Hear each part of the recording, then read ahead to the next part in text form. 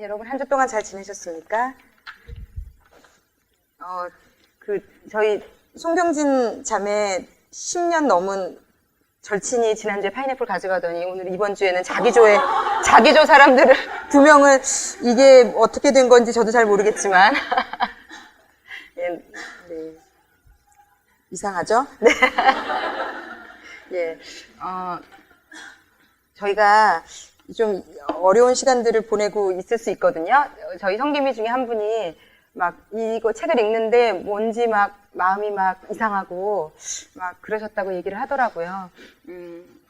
일생 한 번도 내 아팠던 과거를 직면하시지 않은 분들에게는 좀 아프실 수 있고요. 그것도 좀 이상한 걸 수 있습니다. 나는 내 과거를 생각해도 아무렇지도 않아. 이것도 이상할 수 있어요. 여러분, 우리 인간이라는 존재가 되게 자기 기만이라는 또 그게 있어요. 그래서 자기를 이렇게 괜찮은 사람이라고 자꾸 자기가 생각하는 부류의 사람이 있어요. 그런데 우리는 다 괜찮지 않아요, 여러분. 착각이에요. 제가 아까 찬양을 하면서 이런 생각이 들었어요. 정말 저는 너무 예수님 만나고 너무 위로를 많이 받고 많이 바뀌었거든요. 그래서 제가 원래 눈물이 남을 위해서 울어준 적은 없는 사람이에요. 나를 위해서는 막 수도꼭지처럼 우는데 막 몇 시간도 울 수 있어요. 너무 서럽게. 어떻게 나한테 네가 이럴 수가 있고. 근데 남이 뭐 아프다, 뭐가 문제가 잘못됐다 이런 걸로는 울어본 적이 없는 사람인데 하나님이 저를 만나고 치유하시고 제가 이런 얘기를 하는 이유는 딱 하나예요. 저희가 지금 상처 치유를 얘기하고 있는데 이번 주와 다음 주에 4가지 대표적인 증상을 다룰 겁니다. 분노, 그리고 그 두려움, 우리 안에 내면의 분노가 있어요. 여러분 분노가 2학기 전쯤에 저희가 분노라는 주제만으로 한 학기 반을 했는데 분노가 꼭 폭발하고 화를 내는 것만 분노가 아니더라고요. 3가지로 분노를 얘기합니다. 폭발하는 형이 있고 누수형이 있어요. 계속 이렇게 흘리는 거죠. 조금씩 이렇게 깐족깐족 이렇게 흘리면서 무슨 여차하면 이렇게 받아치고 막 이런 식으로. 그리고 이제 억압형이 있는데 절대로 드러나지 않아요. 이제 이런 분들이 폐쇄형이고 우울증도 걸릴 수 있는 분들이고 왜 내가 이렇게 우리한테 분노가 있는지. 그리고 두려움이 정말 많은 영역의 두려움이 있을 수 있다고 생각했어요. 그리고 또 3번째가 다음 주에 다룰 건데 상실감을 다루고 마지막이 수치심을 다룹니다. 제가 수치심 하니까 떠올랐던 장면이 있었어요. 제가 중학교 1학년 때인데, 그러니까 이런 한 기억, 선생님에게 받았던 한 어떤 그 상황들이 내 일생을 따라다닌다는 게 너무 신기하고 참 슬픈 일이더라고요. 제가 중학교 때, 그때도 여전히 결핍이 많았죠. 엄마, 아빠에게 늘 사랑받는 것에 대한 결핍이 많이 있었으니까, 어머니가 중학교, 고등학교 선생님 하시면서 거의 집에 안 계셨고, 또 저희 어머니는 자기 결핍을 채우려고 많은 곳으로 이제 돌아다니면서 친구들 만나고 이렇게 푸셨거든요. 이루 말할 수 없는 왠지 모를 그 슬픔과 우울함과 결핍이 있었던 때인데, 제가 수업 시간, 영어 시간이 아주 너무 생생히 기억이 나요. 제 중학교 때 기억이 아무것도 없는데 이거 하나는 명확하게 기억이 나더라고요. 수업 시간에, 그 영어 수업 시간이었는데 이 선생님이 되게 이렇게 왜 세련되고 막 되게 이렇게 똑똑하시면서 똑부러지는 그런 스타일의 선생님이에요. 이렇게 유두리도 없으시고 이렇게 왜 뭐 애들을 봐준다든지 이런 게 없는 칼 같은 선생님이신데 분필도 지금도 기억나요. 그때 손에 분필 안 묻으려고 분필 이렇게 끼우는 거를 삼색을 다 하고 다니시면서 막 얘기하고 가르쳤던 선생님인데 키도 작고 파마머리였던 걸로 기억이 돼요. 눈도 크시고. 근데 제가 그날따라 하품을 많이 했나 봐요. 그런데 열이 받은 거예요. 야, 거기 넣어. 근데 제가요, 그 선생님이 애들 다 있는 데서 야, 거기 넣어. 이렇게 정말 경멸하는 말투로 딱 부르는데 차마 저요라고 못하겠더라고요. 그때 그 전부터 이미 저에게는 약간 그런 결핍이나 이런 걸로 인한 뭔가에 대한 두려움이나 수치심에 대한 두려움이 있었던 것 같아요. 저도 다 그 밑바닥까지 기억이 나지 않는데 고개를 딱 숙이고 야, 지금 너 하품 몇 번 했는 줄 알아? 막 얘기를 하는데 마치 내가 안 쳐다보면 애들이 난지 모르겠지? 너무 그 상황을 직면하는 게 두려웠던 것 같아요. 그 14살 아이가 그 많은 아이들 앞에 제가 70년생인데 세화여중 세화여고를 나왔는데 그때 우리 반에 70명 있었던 것 같아요. 와, 그랬네요. 그렇게 어떻게 그 반 안에 다 들어갔는지 지금 생각해도 그때 그랬어요. 근데 그 많은 애들이 누구야 하고 저만 쳐다봤을 거 아니에요. 근데 저는 제가 선생님하고 눈을 안 마주치는 걸로 난지 모르겠지라고 생각했던 것 같아요. 회피하고 싶고 도망가고 싶은 거를 어떻게 할 수 없으니까 아이가 그랬던 것 같은데 갑자기 선생님이 막 야단을 치더니 야 근데 너 왜 나 안 쳐다봐. 나 똑바로 안 봐 이러면서 그때부터 이제 안 쳐다봤다는 것 때문에 저를 막 몰아붙이기 시작하는데 이게 정말요 어떤 느낌이냐면 코너로 나를 누군가가 몰아서 막 그 인정사정 없이 때리는 느낌 있잖아요. 막 피할 데도 없는데 막 무조건 맞고 있는 느낌? 그날 이후로요. 그 말도 못할 그 수치심이랄까, 막 두려움이랄까, 이게 여러분 이 네 가지가 복합적으로 다 걸려 있을 수 있어요. 우리 안에 분노, 상실감, 두려움, 수치심이 복합적인 형태로 나는 딱 이거야 라고 얘기할 수 없는 이게 다 걸쳐서 막 맞물려 들어가거든요. 어떤 이런 여러 가지 것들. 그래서 제가 언젠가부터요, 이 권위에 대한 굉장한 반항심이 생기기 시작했어요. 제가 생각이 딱 정립되면서. 그래서 고등학교 때 제가 선생님들에게 진짜 못된 짓 많이 했거든요. 그땐 진짜, 저에게 당한 선생님들이 많이 있는데, 제가 그때 받았던 나름대로 억압되고 분노하고 막 이랬던 거를 그런 식으로 풀면서 쾌감을 느꼈다라는 걸 제가 이제 알게 되었는데, 근데 여러분, 우리가 이 모든 것들을 제가 일단 결론을 내고 이제 하나하나 좀 짚어갈 텐데 이게 하나님으로부터 온전한 사랑을 받지 않으면 잘 치유될 수 없습니다. 여기 그 심리학이나 유아교육학 전공하신 분들도 있고 이론과 논리로 이런 것들을 아주 빠삭하게 아시는 분들이 있을 겁니다. 그런데 세상이 말하는 방법만으로 완치되었다는 사람을 저는 별로 그렇게 만나보지 못했어요. 물론 이 정도면 많이 치유됐고 많이 괜찮다라고 얘기할 수 있겠지만 온전한 인격의 변화를 가져오려면 저는 정말 하나님 제대로 만나야 된다고 생각을 하는데 제가 늘 말씀드리는 것처럼 자기 기만이라는 게 우리에게 있어요. 왜냐하면 내가 괜찮지 않다는 걸 인정하는 것 자체가 두려움인 분들이 있어요.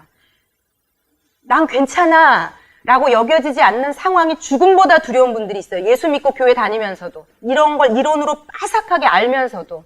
그런데 여러분, 예수님 안에서 제가 여러분에게 도전을 드리는 것은요, 난 진짜 괜찮지 않아 라고 생각한 경험이 있으셔야 돼요.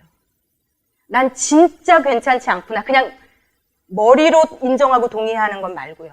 여기 교회 다니는 분들이 80, 90%이기 때문에 제가 여러분들에게 좀 도전을 드릴 수밖에 없어요. 왜냐하면 이런 거 매일 듣고도 다른 사람 가리키면서도 나는 정작 안 괜찮은데 내가 안 괜찮다고 인정하지 않는 분들이 있어요. 절대로 인정하지 않아요. 나는 괜찮아야 돼요. 나는 다 알고 있어야 되고 괜찮아야 되고 그런데 안 괜찮는데 인정 안 하는 거죠. 그런데 그래서 제가 더 파고들고 싶은 거죠. 진짜 하나님 나 안 괜찮아요. 저 너무 아파요. 라고 직면해 본 적이 있는지 도전을 드리고 싶고요. 그리고 또 한 가지 다른 형태의 도전을 드리고 싶어요. 여러분이 최근에 내 모자람과 부족함 때문에 이거는 저희 섬김이 하시는 모든 분들에게 하나님이 주신 도전이에요. 진짜 내 죄성 때문에 내 부족함 때문에 가슴 아파서 울며 회개하신 적이 언제입니까? 이거 굉장히 여러분의 삶과 실제적으로 연관되는 지금 도전과 질문을 드리는 겁니다. 여러분 하나님이 내 인생을 타고 들어오시려면요. 내가 부족하고 모자라고 정말 나약하고 형편없다는 것을 머리가 아닌 내 내면으로 아파하며 통회하며 인정하실 수 있어야 돼요. 그래야 하나님이 내 삶을 타고 들어와서 나를 만지시고 나를 안아주시고 위로하시면서 나를 완전히 변화시킬 수 있어요. 여러분 교회 다닌다고 다 예수 믿는 건 아닙니다. 교회 다닌다고 다 건강한 하나님의 사람 되지 않아요. 이게 문제예요. 자기 기만이 여기에 있어요. 나는 열심히 예배드리고 봉사도 하고 헌신도 하고 헌금도 하고 난 시키는 거 다 해. 심지어 열심히 해. 이게 아무것도 안 할 수 있어요. 그래서 문제입니다. 사실은 교회를 열심히 다니고 신앙의 연한이 오래됐다는 것이 저희에게는 이 예수 믿는 사람들에게는 네임밸류도 아니고 레떼리도 아니고 아무것도 아니에요. 20년을 모태신앙부터 다녔어도 아무 믿음 없는 사람일 수 있어요. 하나님이 나를 만지지 못했다면. 그래서 여러분에게 모르겠습니다. 하여튼 좀 도전을 드리는 걸로 일단 시작하고 싶고요. 그리고 분노와 두려움의 문제를 이제 타고 들어갈 텐데 제가 또 하나 이런 것들을 공부하면서 느낀 게 있어요. 이런 분노의 문제가 해결되지 않았고 두려움의 문제가 해결되지 않았고 상실감이나 이 수치심의 문제가 해결되지 않았기 때문에 또 역으로 내가 하나님을 경험하지 못하고 있구나.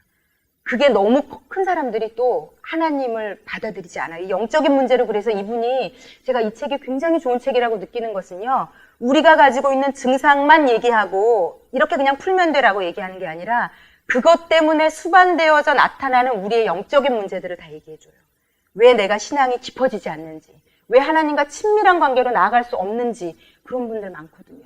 저가 하나님을 인격적으로 만나고 매일 하나님의 음성을 들으며 위로받고 눈물을 흘리고 회개하고, 그런데 제가 예수를 알게 되면 알게 될수록요, 제가 오늘 새벽 4시 반에 깨서 너무 하나님 앞에 회개를 시키셔서 회개했거든요. 하나님 마음 아프게 해드린 것 때문에. 여러분에게 하나님을 마음 아프게 해드리는 건, 내가 부족하고 모자란 나의 한계 때문에 가슴 아파하시는 사람이 되셔야 치유받을 수 있습니다. 예, 뭐 잘못한 거 요즘 별로 없는데, 뭐 특별히 뭐 아무 문제도 없는데, 예, 이 정도를 가지고 신앙생활을 하는 것에는 문제가 드러날 수밖에 없다는 거.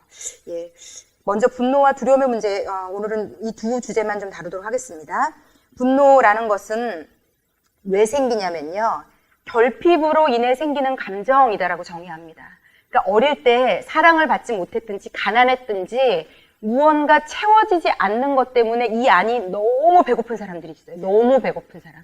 나는 못 가졌어, 못 받았어, 나는 이게 없었어, 그래서 그때 너무 힘들었어 라는 것들이, 많은 분들이 이 눌려 있다가 이게 폭발적인 형태로 드러나는데, 아까도 말씀드린 것처럼 저같이 다혈질적인 성향을 가진 사람은 이제 남을 죽이는 형태로 막 폭발하고요, 다 쏟아내고요.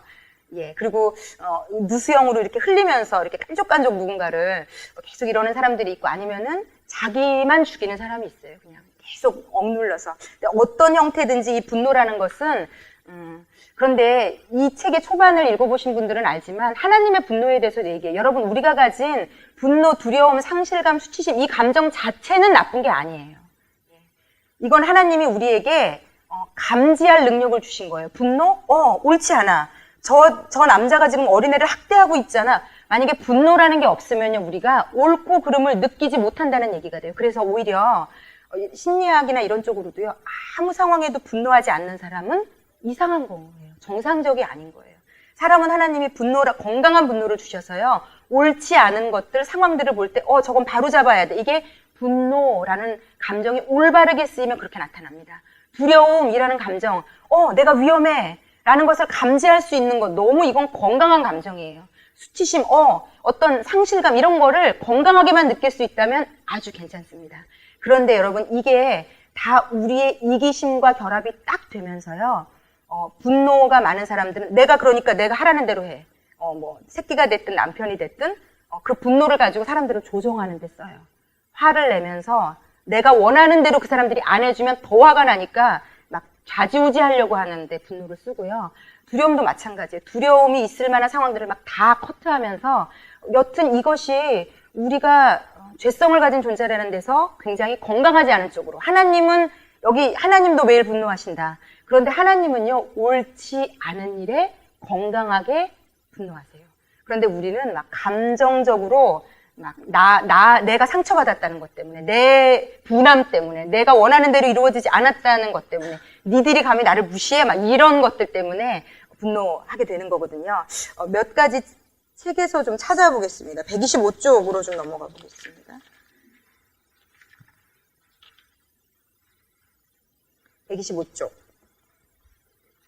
그래서 제가 오늘 나눠드리는 거를 가지고 여러분들이 한 가지라도 만약에 찾으실 수 있다면 굉장히 좋은 일일 것 같아요. 분노의 원인은 모두 결핍과 관련이 있습니다. 그러니까 본인이 분노를 많이 하는 분은요, 이건 100%예요. 내가 언제 겪었는지 모르지만 그 상실감과 결핍 때문에 지금 나는 분노하고 있는 거거든요. 지금까지 소개한 문제들은 모두 결핍과 관련되어 있다. 결핍이 발생할 때, 즉 받고 싶고 누리고 싶고 듣고 싶은 것을 체험받지 못했을 때, 기본적으로 누려야 하는데 누리지 못했을 때 분노가 일어난다는 것이다. 체험받아야 하고 칭찬 들어야 하는데 안 되면 조금씩 분노가 쌓이다가 어느 순간 누군가가 작은 원인이라도 제공하면 폭발하고 마는 것이다. 이것이 바로 분노의 핵심이다. 최근에 당신은 어떤 일로 분노했는가? 자기의 분노의 패턴을 좀 냉정하게 꼼꼼히 살펴보실 수 있어야 돼. 난 어떨 때 화가 나나. 이게 폭발하는 것만 얘기하는 게 아닙니다. 계속 강조해드리지만 내가 진짜 열받지만 꾹꾹 눌러서 참았을 때도 동일하게 마찬가지입니다. 자신의 필요 때문에 자신의 기대가 무너져서 이렇게 당연히 할 거라고 기대했는데 그게 안 됐을 때, 아니면 내 가치를 인정받지 못해서 내가 어떤 일을 했는데 아무도 알아주지 않아서 분노했을지도 모른다. 그러면 이런 것을 주지 않은 사람에게 화를 낼 수 있는가? 그렇다. 필요를 채워줘야 하는 것으로 화가 났다면 화가 났다고 말하는 것은 죄가 아니다. 그런데 문제는 무엇인가 하면 파괴적인 행동으로 분노하면서 자신의 필요를 채우려고 하거나 그 당사자가 아닌 다른 사람에게 화를 낼 때 문제가 된다는 것이다. 그 사람에게 정당한 방법으로 행동하고 표현하는 것을 배워야 한다. 과거의 상황으로 돌아가 자신의 상한 마음을 말하는 것으로 올바르게 감정을 표현하도록 해야 한다. 이것이 과거를 직면하는 것이며 치유와 회복의 출발이다. 다음 장으로 넘어갈게요.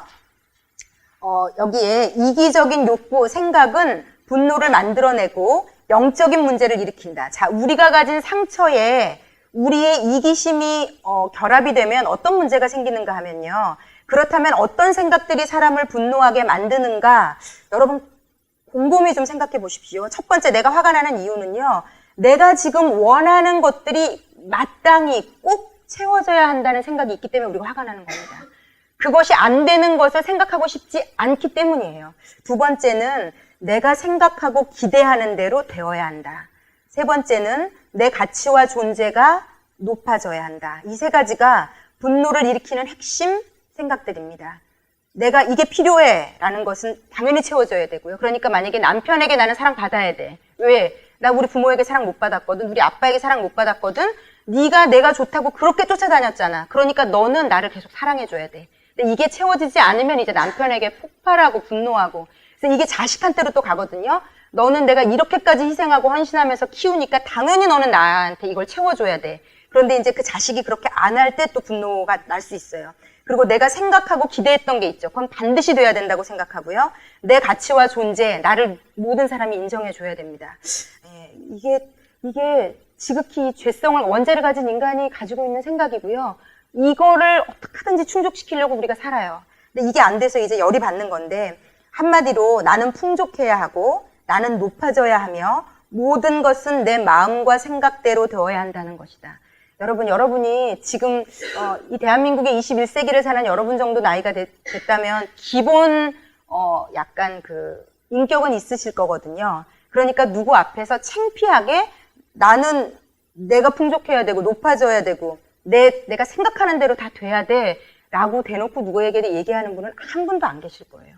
그런데 여러분 마음 밑바닥에 이런 마음이 있으면요, 여러분이 남편을 대하는 것, 자식을 대하는 것, 주변의 어떤 아이의 친구, 엄마들을 대하는 것, 이런 모든 데서요, 일일이 모든 면에서 다 드러날 수밖에 없거든요.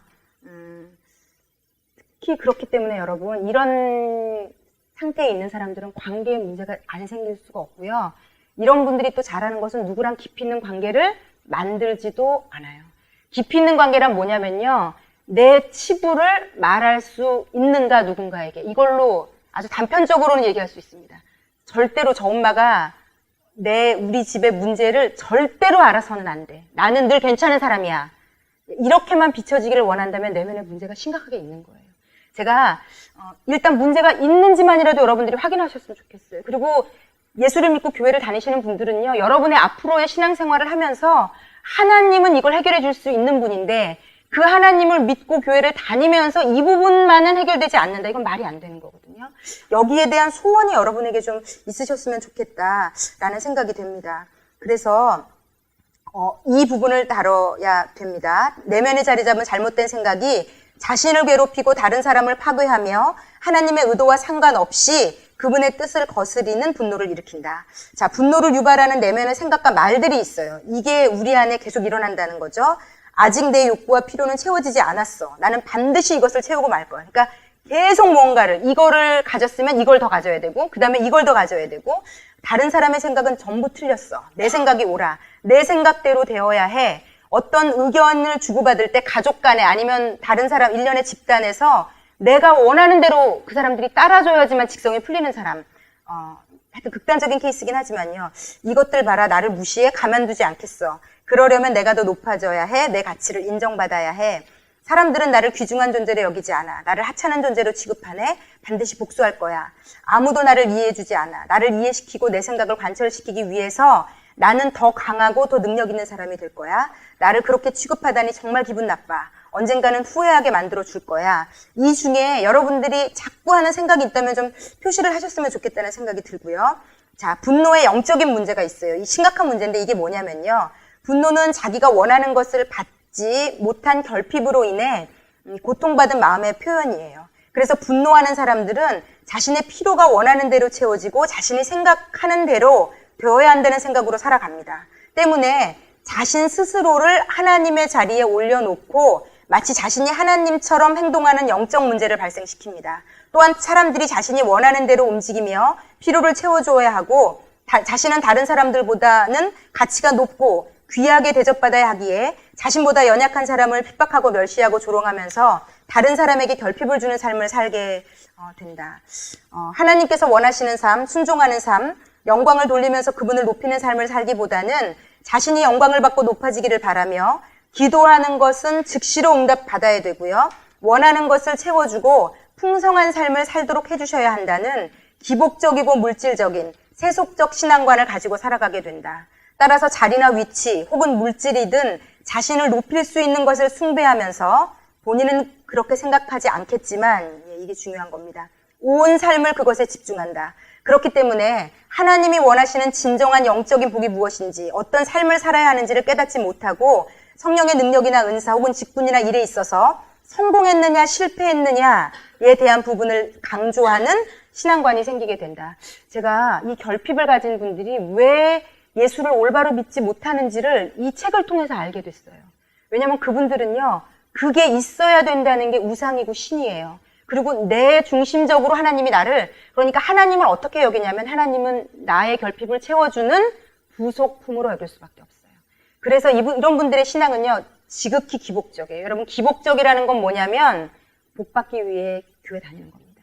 내 자식 잘 되게 해주고, 나 건강하게 해주고, 우리 남편 지켜주고, 돈 벌게 해주고, 나쁜 일 일어나지 않게 해주고, 나의 삶에 결핍이 생기지 않게. 왜냐면 내 남편, 내 아이가 해줄 수 있는 건 한계가 있는데 신이라니까 이 신은 그 이상의 것을 해줄 수 있겠구나라고 생각합니다. 그래서 이런 분들 신앙생활 열심히 해요. 봉사도 열심히 하고 헌신도 열심히 해요. 왜? 그래서 얻을 수 있다고 생각하면 못할 게 없는 거죠. 하라는 대로 시키는 대로 다 합니다. 왜? 그래서 내 결핍이 채워줄 수 있다면, 그래서 전능하다는 신이 나를 돈도 벌게 해주고 성공하게 해주고 명예도 있게 해줄 수만 있다면 못할 게 없는 거예요. 이게 실로 무서워요. 그래서 이게 깨지지 않으면요. 그런데 하나님은요, 이 세상 잡신이 아니시기 때문에 요즘 저희가 호세아서를 큐티하고 있습니다. 하나님은요, 복받기 위해서 하나님 앞에 예배드리고 헌신하고 봉사하는 사람들에게 너희의 제사와 예배와 너희가 하는 모든 행위가 역겹다라고 얘기하세요. 하나님은 여러분, 만약에 우리의 자녀가 내 부모는 나의 필요를 채워주는 존재, 돈 줘, 밥 줘, 당연히 이건 부모니까 해줘야지 라고 우리를 대접할 때 우리의 마음이 어떻겠는가. 우리의 감정은 다 하나님께로 물려받은 거예요. 하나님도 동일한 감정을 가지고 계십니다. 그래서 우리가 신앙생활하는 목적이 여기에 머문다면요, 절대로 내면의 치유는 아무리 교회를 열심히 다녀도 이루어질 수 없습니다. 제가 지금 하는 얘기가 되게 어려우신 분이 있을 거예요. 그러면 교회를 왜 다니지? 그 이상의 것을 얻으려고 다니는 겁니다. 교회는. 하나님과 인격적으로 만나려고 다니는 겁니다. 이게 굉장히 어려우신 분들은요, 그래서 하여튼 제가 뭐 이렇게 1대1로 만약에 성경 공부를 시키거나 만나거나 이런 일이 있으면 제가 간절히 기도하는 제목을 하나예요. 그런 분들이 저에게 기도 제목을 많이 주세요. 삶에 이게 이루어져야 되고 저게 이루어져야 되고. 그런데 저는 그분이 불행한 이유가 그게 없어서가 아님을 알아요. 예수님을 제대로 모르고 교회를 다니기 때문에 결핍이 있고 악순환이 되고 뭔가 있을 때는 교만해지고요. 없으면 열받아해요. 이 사이를 왔다 갔다 하고 결국은 없는 상태가 지속되면요, 하나님은 없다라고 생각해요. 그리고 하나님을 떠나게 됩니다. 저는 너무나도 많은 사람들이 삶에 무언가가 채워지지 않을 때 뭐 금식부터 안 해보는 게 없다가 결국은 하나님을 떠나는 분들을 많이 봅니다. 그런 분들은 하나님을 이 세상, 그러니까 뭐 삼신할머니, 애기 주세요. 기도하고 애기 주면 빠이빠이 뭐 빌어서 우리 고3 우리 아이 시험 잘 보게 해주세요. 고3 아이 되면 1년 내내 새벽 기도 오고 고3 애가 딱 붙는 순간 하나님 빠이빠이. 예. 하나님은 이런 태도로 신앙생활하는 분들에 대해 어마어마하게 마음 아파하세요. 어마어마하게. 이건 신앙이 아니에요. 전혀 신앙이 아니에요. 이건 뭐랑 똑같냐면 교회는 다니지만 부처를 섬기는 거나 알라를 섬기는 거나 이 세상의 모든 토속 신앙을 가진 사람들이 하는 것과 우리가 볼 때 저 사람 정화 숯 떠놓고 빌어. 시대가 어느 때인데. 저 사람 나무 밑에 가서 빈대. 저 사람 돌 쌓으면서 빈대. 그런데 우리가 지금 제가 말씀드린 그런 형태의 믿음으로 교회를 다니시는 것은요. 그들과 하나도 다르지 않아요. 그래서 구약 성경을 보면요. 하나님이요. 불쾌하시고 분노하시는데 그 이유는 하나님이 그런 저속한 신들과 자신을 동일하게 우리가 취급하는 것 때문에 하나님 분노하시는 거거든요. 하나님은 그 정도의 분이 아니시거든요. 예. 이 하나님을 알아가는 여러분들이 되셨으면 좋겠고, 여러분들이 이 이후에, 이번 어머니 학교 이후에 신앙생활을 하시면서 내가 왜 교회 다니는가에 대한 근본적인 부분들이 좀, 여러분이 이런 부분을 깨달으시면 하나님이 여러분을 타고 일하실 수 있습니다. 아, 내 신앙에 문제가 있구나. 내가 지금까지 복 받으려고만 교회를 다녔구나. 예. 자, 영적인 부분은 이렇게 가고요. 자, 정서적이고 정신적인 면을 치유하기 위한 부분을 좀 넘어가 보겠습니다. 분노 회복 과정에 필요한 요소들이 있어요. 과거에 체험받지 못해 받은 상처를 하나님과 사람에게 말하기. 예. 만약에 제가 이번 학기 놀라는 것은요, 여러분들이 이번 학기가 이렇게 분위기가 제가 볼 때 되게 하나님이 좋은 어머니들을 많이 보내주셨다는 생각이 들고요. 그 첫날부터 거의 막 조별로 다 본물이 터지셨다고. 대부분은 막 생각도 안 나서 말도 못하고, 저희가 지금까지 한 7, 8년을 이 어머니 학교를 진행해 오지만, 첫날부터 한 그 셋째 주까지가 진짜 힘들어요. 심지어는 저희 총무님이 매번 예전에 코스트코 같은 데서 그 간식을 사다 놓으시면, 첫 주부터 한 셋째 주까지는 간식도 잘 안 없어져요. 왜냐면 너무 서먹하고 어색하니까 빨리 가고, 말도 많이 하지 않고, 간식도 이제 체면 차리느라 잘 먹지도 않아요. 예. 그런데 이번 학기는 정말 신기한 게요. 거의 첫 주부터 막 털어놓으시고 어느 부분에서 터지셨어요, 지금? 먹는 거요? 예. 저희가 이렇게 처음 있는 장소에 가서는 이렇게 너무 맛있겠다 이래도 막 이렇게 혼자 먹고 이러지 않더라고요. 근데 이제 좀 친해지면 안 그런 분도 있을 수 있습니다. 네, 근데 여러분들이 여기서도 얘기를 하는 게 결국은요, 나를 이해해 줄 수 있는 누군가에게 내 아픔을 말할 수 있는 것만으로 되게 믿을 수 있는, 신뢰할 수 있는, 사람에게 말할 수 있다는 것만으로도 굉장한 치유에 도움이 된다고 얘기해요. 그런데 여러분들이 여기서 이제 이 두려움과 분노를 직면으로 데리고 가더라고요. 이게 아마 1차적인 세상적으로는 이런 식으로 치유를 하는 것 같아요. 그러니까 과거의 그 상황을 떠올리고 그 사람을 떠올리면서 내가 말하는 거죠. 그때 너무 힘들었다. 그때 너무 아팠다. 그때 괴로웠다. 라고 해서 그 상황을 생각하기도 싫어. 기억하기도 싫어. 나는 아니야. 그런 일 없었어. 아니, 용서하고 말래. 이렇게 단편적으로 해결하는 게 아니라 그 안으로 타고 들어가서 그 상황을 하나하나 떠나보내는. 예전에 제가 읽었던 치유 관계된 크리스찬 서적 중에 내 안에 울고 있는 내가 있어요 라는 책이 있어요. 근데 그 책은 좀 강심장이신 분들이 보셔야 되는 게 왜 이 땅에 살고 있는 분들 중에 극한의 상처를 받았던 분들 있죠. 그러니까 우리는 쉽게 말하면 좀 평생 한 번도 겪을까 말까 한 일들을 겪은 사람들, 드라마에서 이런 얘기들이 나오면 막장이라고 할 정도의 삶을 살았던 분들이 이제 치유받은 간증이나 이런 방법들이 막 나와 있는 책이에요. 그런데 그 분들이 하나님 앞에 얘기하고 그 치유하는 분들에게 얘기하고 기도받고 하는 과정 가운데 이제 치유되는 것들에 대한 상황들이 이제 나와 있는 책들인데요. 어찌되었건 직면하는 것 굉장히 중요한데 129쪽 한번 볼게요.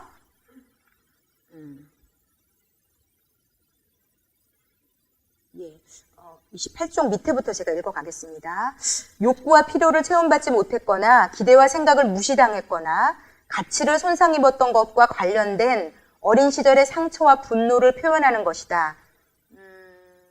가치를 손상 입었던 것도 여러분에게 분노로 자리 잡아요. 누군가가 나를 말도 못하게 무시하고 윽박지르고 나를 불안하게 하고 공포에 떨게 했던 상황들이 나에게 내면의 분노로 남아있을 수 있는데 단 관련된 사람에게 실제로 하라는 게 아닙니다. 여기서 이걸 계속 강조하더라고요. 그 사람 찾아가서 내가 결판을 내겠다. 너 그때 나한테 왜 그랬냐? 이렇게 하라는 게 아니고요. 과거의 기억 속에서 하라는 겁니다. 이것이 이제 직면인데 치유 과정에서 이 시간은 매우 중요하다. 직면을 통해 감춰진 상처와 아픔이 무엇인지 알 수 있고 떠나보낼 수 있기 때문이다. 먼저 어린 시절 받지 못한 것, 듣지 못한 것, 체험받지 못한 것을 주님께 말씀드려라. 물론 주님은 당신이 얼마나 아파하고 힘들어했는지 알고 계신다. 하지만 우리의 마음은 그와 상관없이 아직도 과거의 상처와 아픔에 매어 있을 수 있다. 그 다음에 하나님께 먼저 고백하라는 얘기고요. 그 다음에 나에게 상처 준 그 사람을 생각하면서 그 사람 때문에 당신에게 아픔과 상처, 분노가 있다고 이야기하라. 근데 저 같은 경우는 저희 친정아버지한테 제가 받은 상처가 너무 많다고 말씀드렸잖아요.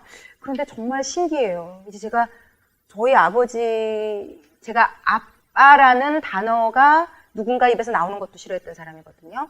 그리고 예를 들어서 제가 막 우리 아빠 누군가에게 이렇게 얘기를 할 때 누군가가 편을 들어준다고 생각하면 마치 그 사람하고 죽일 듯이 그 정도의 분노가 아빠에게 있었어요. 왜냐하면 저를 인정해주지 않고 칭찬해주지 않고 채워주지 않았다고 생각하니까. 그런데 신기한 것은요. 제가 지금 저희 친정아버지와 너무 관계가 좋고 저희 아버지를 볼 때 되게 사랑하는 마음이 있어요. 이건요. 기적과도 같아요. 저에게는. 저희 아버지를 증오하는 시간을 너무 오랜 시간을 보낸 저에게는 아빠가 없어졌으면 좋겠다고 생각했고요. 차라리 안 들어왔으면 좋겠다고 생각했고요. 아빠만 들어오면 집안 분위기가 무겁고 가라앉았기 때문에 제가 아는 어떤 친구도 제 앞에서 막 울었어요. 목사님, 제가 아빠가 죽었으면 좋겠다는 생각까지 했어요. 그래서 막 울더라고요. 그러니까 그 정도로 아빠 때문에 힘든 거예요. 목사님, 아빠만 들어오면 엄마도 불행하고 나도 불행하고 동생들도 다 불행했어요. 막 이렇게 얘기를 하면서 아빠라는 존재에 대한 막 증오심이 이루 말할 수 없더라고요. 그런데 저도 그러했거든요. 그런데 지금은 아빠라는 단어가 너무 저에게 좋은 단어가 됐어요. 그런데 저는 이게 하나님을 아버지라고 부르면서 치유받은 것 같아요. 제가 교회를 다니면서 기도할 때 하나님 아버지라고 처음에 저는 못 불렀어요. 왜냐하면 아빠, 아버지라는 단어를 싫어했기 때문에 하나님을 아버지라고 부르는 순간 내 아버지에 딸린 그 일련의 안 좋은 기억들이 다 살아나더라고요. 그래서 저는 꼭 하나님 이렇게 불렀어요. 하나님. 그러면 마음이 좋아졌어요. 그래서 한 번도 아버지라고 불러본 적이 없는데 제가 말씀드렸던가요? 제 미국 유학 시절에 하나님이 저에게 음성으로 들은 건 아닌데요. 너무 모르겠어요. 어떤 식으로 제가 그걸 이렇게 알았는지를 표현하기는 어려운데 제가 20살 때 미국에서 유학할 때 저희 아버지 사업이 완전히 이제 망하셔서 한국으로 돌아올 수밖에 없는 상황이었어요. 돈이 하나도 없어서 제가 막 제가 아파트에 살았는데 그 아파트에 뭐 전화도 끊겨보고 돈을 못 내가지고 정말 10원 한 장도 없는 시간을 막 보내기도 했는데 한국으로 돌아갈 생각을 하니 너무 끔찍한 거예요. 대학 1학년을 공부하고 한국으로 돌아가서 이제 뭘 할 것인가. 그래서 그때 제가 막 믿음이 생겼을 때거든요. 그래서 정말 그 없는 믿음의 하나님, 아버지라고도 못 부를 때요. 하나님이 살아계시다면 저를 좀 도와달라고. 그랬는데 그때 저에게 하나님이 느끼게 해주신 거는 너의 육신의 아버지는 너를 도와줄 수 없을지 모르지만 제 영혼 안에 막 가득 차 있던 그 음성은 뭐냐면 내가 이제부터 너의 아버지가 돼서 너를 먹이고 입히고 세울 거다. 그래서 제가 미국에서의 생활 4년을 하나님이 먹이고 입히고 채우시는 삶을 살았어요. 하나님께 기도하면 그만큼 채워주시고 주변의 사람들을 통해서 채워주시고 그런데 제가 그 일련의 과정을 통해서 하나님이 제 아버지이심을 경험하면서 치유를 받은 것 같아요. 아버지라는 단어가 주는 나쁜 감정들을 온전히 치유받으면서 진짜 신기했던 거는 제 육신의 아버지도 용서하게 됐어요. 이게 예수 믿는 사람이 겪어가는 감정과 내면의 변화의 상태입니다. 예수를 믿으면요, 여러분, 단정적으로 또 하나를 말씀드리면요, 미워하는 사람이 없게 돼요. 그렇지 않으면 힘들어서 못 살아요. 하나님과의 관계가 제대로 이루어지지 않습니다.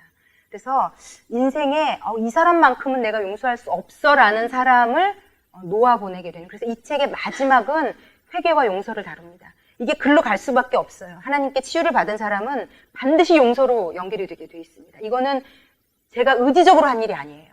그래서 여러분에게도 용기를 드릴 수 있는 것은 나더러 그 사람을 지금 그렇게 힘들어하시지 않으셔도 되는 게요. 이게 하나님의 사랑이 내 영혼에 부어주는 순간이요. 제가 그때 정리가 됐어요. 우리 육신의 아버지는 이 땅에서 나에게 한시적으로 부모 역할을 한 사람이었구나. 예. 그러면서 그래서 우리 아빠에게도 결핍이 있고 부족함이 있고 모자람이 있겠구나. 우리 아빠도 하나님에게 도움을 받아야 되는 사람이었구나. 이게 정리가 딱 되면서요. 아빠에게 기대할 것을 하나님께 기대하면서 그냥 다 해결이 됐어요. 예.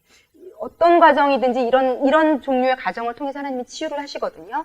그런데 직면하는 것은 굉장히 구체적이고 아주 실제적인 방법 같아요. 저는 이걸 배우지는 않았지만 이런 식으로 하나님이 저와 아버지의 관계는 그 결핍을 그냥 완전히 치유하셨거든요. 그래서 어떤 형태로든 그래서 굉장히 이거는 실제적인 방법이 아닌가라는 생각이 듭니다.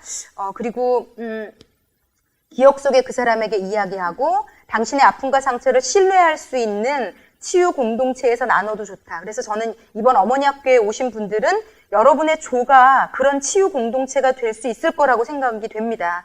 화요일에 저희 성기매들이 또 나오셔가지고 다들 또 여러분들 한 사람 한 사람을 놓고 기도를 하셨는데 아마 그 기도가 이 나누는 그 순간순간 여러분에게 응답이 되어지지 않을까? 예. 그래서 이 과정을 혼자서 통과하는 것은 그리 바람직하지 않다. 혼자서 해결할 수 없는 문제이기 때문에 그렇다. 당신 이야기를 들어주고 받아줄 사람 혹은 그룹에게 나누면 큰 도움이 될 것이다. 다음 장으로 넘어갈게요. 그리고 이제 분노를 해결하는 방법 중 하나는 어린 시절 결핍되었던 것을 주님께 채움받기. 예, 이건 제가 했던 그 상황을 그대로 생각하시면 됩니다. 분노는 채움받지 못한 결핍에서 일어난다. 그래서 분노의 문제를 갖고 있는 사람은 자기밖에 모르는 인색한 삶을 살게 되는 것이다. 저는 정말 인색한 사람이었어요. 딱 나밖에 모르는. 근데 저는 이제 아버지랑도 관계가 안 좋았기 때문에 동생은 굉장히 글쎄요. 근데 저는 제가 좀 신기한 거는 동생도 별로 그렇게 사랑하지 않았거든요. 그건 왜 그랬는지 아직도 잘 모르겠어요. 어떤 분들은 제가 볼 때 상처가 많은 분들은 오히려 엄마나 자기의 형제 간에 좀 심하게 끈끈한 사람들이 있거든요. 근데 여러분 이것도 정상적이지 않아요. 내 부모, 내 그 혈육이 나라고 입이 되어 있는 사람들이 있어요. 그래서 벌벌벌 떠는 사람. 그 사람에게 일어난 일이 곧 이 꼴 나에게 생긴 일로 완벽하게 이입이 돼서 그 사람들에게 아무 일도 일어나면 안 되고 결혼을 했어도 나와 내 가정 안에 내 친정 부모님과 내 형제가 같이 살고 있는 이건 건강하지 않은 거예요. 여러분 분명히 성경에서 하나님께서 부모를 떠나 남자와 한 몸을 이룰지니라 라고 되어 있어요. 우리가 결혼을 했다는 거는 부모를 떠나는 겁니다. 그래서 내 남편과 하나가 되는 거예요. 그런데 내 남편보다 지금도 결혼을 했음에도 불구하고 부모가 더 절절하고 더 끈끈하고 모든 그것이 거기에 가 있다면요. 이것 자체가 내가 영적으로 정서적으로 건강하지 않다는 것을 반증하는 얘기입니다.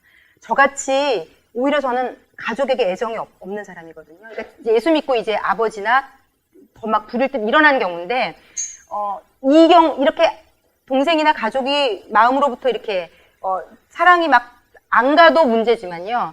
이 건강한 사랑을 넘어서는 것도 굉장히 심각한 문제입니다. 굉장히 심각한 문제예요. 이거가 분리가 되셔야 돼요. 굉장히 아프실 건데 궁극적으로는 그 자리를 하나님이 차지하셔야 되고요. 근데 그런 분들은요, 내가 끈끈하게 생각하는 그 관계의 자리에 하나님에게 그 자리를 내어주지 않아요. 하나님보다 그 관계가 더 우선이 되어 있어요. 그렇기 때문에 여러분의 내면이 채워도 채워지지 않는 겁니다. 이거 심각한 얘기를 제가 드리는 건데 알아들을 수 있는 분들은 좀 알아들으셨으면 좋겠습니다. 예, 계속 읽어볼게요. 주님은 우리의 필요를 풍성히 채우시며 또 채우실 수 있는 분이다. 그분이 우리의 필요를 채워주실 때까지 그런데 조건이 있어요. 하나님이 마음대로 하시게 내버려둬야 돼요. 지금까지 이 분노로 결핍이 있는 분들은 내 마음대로 지난주에 제가 말한 것처럼 내가 원하는 것을 내가 원하는 때에 내가 원하는 방법으로 꼭 해주세요 하나님. 막 진짜 절실하게 기도하거든요. 하나님 이때까지 이게 꼭 돼야 돼요. 저는 이거 안 되면 정말 못 살아요. 하나님 이번 한 번만요. 이거 꼭 해결해 주셔야 돼요. 그런데 하나님께 이 분노를 해결하려고 맡기려면 하나님의 때에 하나님의 방법으로 하나님의 마음대로 하시기 기다릴 줄 아셔야 돼요. 이것으로부터 하나님과의 관계와 이 분노의 치유가 시작될 수 있습니다. 하지만 우리는 기다리지 못하고 자신의 자원이나 하나님이 너무 오래 안 들어주는 것 같으면 내가 가진 자원이나 세상적 방법으로 해결하려고 합니다. 그래서 믿음이 성장하지 않아요. 이런 분들은 기도는 해요. 근데 복불복인 거죠. 그때까지 안 되는 것 같으면 이제 그것에 크게 상처도 안 받아요. 왜냐면 내가 움직이면 되거든요. 굉장히 자기의 어떤 이 능력이 또 있다고 생각하기 때문에 하나님이 이렇게 답답하게 일 안 하시네? 그럼 막 내가 막 다 찾아가지고 열심히 내 발로 뛰어서 이게 다 해결해요. 그러니까 이분의 인생에 하나님이 개입할 틈이 없어요. 그래놓고 나중에 진짜 모든 것이 다 안 되면 하나님 나한테 어떻게 이럴 수 있냐고 얘기하지만 하나님 이렇게 얘기하실 거예요. 너 언제 한번 내가 네 삶에 들어갈 수 있도록 진짜 내어준 적이 있니? 라고 물어보실 겁니다. 없으세요. 이런 분들은 절대 하나님이 들어오기 전에 내가 다 이래요. 진짜 안 되면 아마 한번 매달릴 수는 있겠으나 그런 것 같아요. 우리가 주님으로부터 채움받지 못하는 것은 대부분 첫 번째, 그분을 앞질러 행동하거나 우리가 대부분 이럽니다. 두 번째, 스스로의 노력으로 얻으려고 하기 때문이다. 오래 참아 약속을 받았느니라 라는 성경의 말씀처럼 우리에게는요, 제가 여기다 별표를 쳤거든요. 하나님보다 먼저 움직이지 않는 훈련이 필요하다. 기도하면 바로 응답받아야 한다는 조급증에 걸려있다. 결핍으로 분노하는 사람도 마찬가지다. 즉시 내가 원하는 때에 무엇인가 이루어져야 한다고 생각한다. 주님이 채워주실 때까지 기다려라. 이건 믿음이 없으면 그런데 이거 잘 되지지 않을 겁니다. 굉장히 믿음이 필요한 거고요. 자, 133쪽으로 넘어가면요. 이제 그런데 예수님 안에서 이 치유받을 수 있는 이제 프랙티컬한 실제적인 방법으로 넘어가는데요. 이거는 좀 빨리빨리 넘어가 볼게요. 하나님께 받은 것 나누기, 이 분노가 많은 사람, 결핍이 있는 사람은요, 되게 인색하거든요. 내 새끼, 내 가족한테는까지는 괜찮을지 모르지만 남들에게 막 뭔가를 나눠주고 도와주고 이러는 것에 인색하다고 얘기를 해요. 그러니까 저는 그랬습니다. 그래서 결핍으로 인한 분노의 치유는 감정뿐 아니라 이제 지금까지는 감정이나 영적인 변화에 대해서 얘기한 것이고요. 지금부터는 생활의 변화까지 이어져야 되는데 인색함을 깨뜨리고 결핍의 삶에서 벗어나려면 나누는 훈련이 필요하다는 거죠. 그냥 주고 거저 나누는 것이다. 그러니까 내가 좋아하는 사람에게 그 사람에게 칭찬받으려고 주는 거 말고요. 그거는 주는 게 아닐 수 있어요. 저 사람이 내가 이걸 주면 진짜 좋아하고 그 사람이 좋아하고 나한테 고마워하고 나에게 계속 얘기하는 것을 듣고 싶은 마음에 주는 것은 여기서 제외됩니다. 그래서 어떤 사람 이런 경우 있잖아요. 내가 이렇게까지 해서 줬는데 네가 그 정도밖에 나에게 지금 고마움을 표시 안 해? 막 이러면 이게 막 남편이 됐든 새끼가 됐든 막 누가 됐든 무차별 공격이 들어가죠. 이제 그러니까 이런 분들은 주변 사람들이 어떤 생각이 드냐면 근데 쟤는 왜 주고 꼭 화를 내지? 이런 상황이 되는 거예요.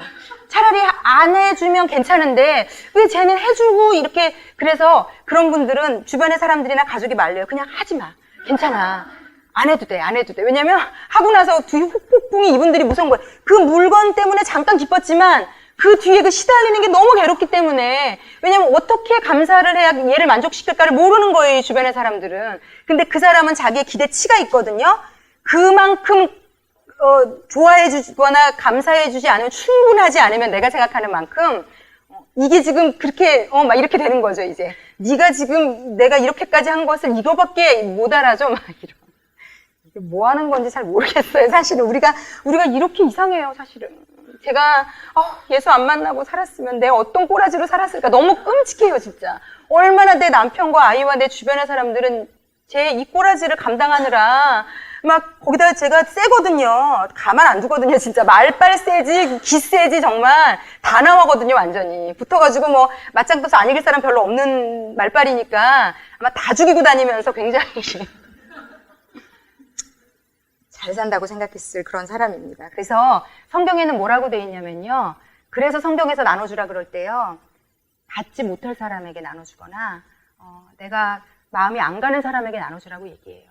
그래서 진짜 나에게 도로 갚을 수 없는 사람에게 나눠주는 거, 저는 예수 믿고요. 저 진짜 인색했던 사람인데요. 나눠주는 게 뭔지를 배웠어요. 특히 가난하고 어렵고 힘든, 그리고 나에게 도로 갚아줄 수 없는. 그런데 성경은 하나님이 뭐라고 얘기하냐면요.